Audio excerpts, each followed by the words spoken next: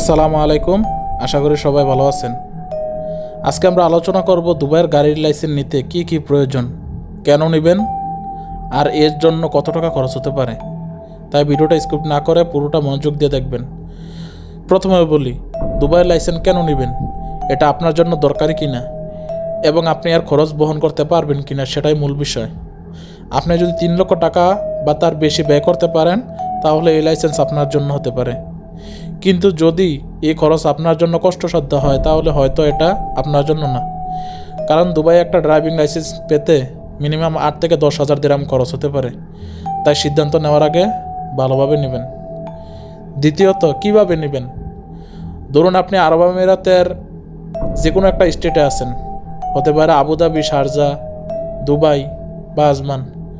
সেক্ষেত্রে প্রথমে একটি স্বীকৃত ড্রাইভিং স্কুলে ভর্তি হতে হবে। তারপর আপনাকে 3টি ধাপে পরীক্ষা দিতে হবে। প্রথমটায় যদি আপনি পাস করেন তাহলে ভালো, না করলে আপনাকে সেই পরীক্ষাগুলো আবার দিতে হবে। যতক্ষণ না আপনি পাস করছেন সবগুলো পরীক্ষা শেষ করার পরে আপনি ক্লাসের জন্য যোগ্য হবেন এবং শেষ পর্যন্ত লাইসেন্স পাবেন। তৃতীয়ত, খরচ কত হতে পারে? আমি আগেই বলেছি, আনুমানিক খরচ 8 থেকে 10,000 টাকা হতে পারে, মানে দেড়হাম। আপনি যদি এই খরচ মেনে নিতে পারেন তাহলে নিঃসন্দেহে এই লাইসেন্স আপনার জন্য। এটা শুধু খরচ না, এটা আপনার ভবিষ্যতের জন্য একটা ইনভেস্টমেন্টও কাজ করতে পারে। ধন্যবাদ সবাইকে। ভিডিওটা ভালো লাগলে লাইক, কমেন্ট, শেয়ার করবেন। আসসালামু আলাইকুম।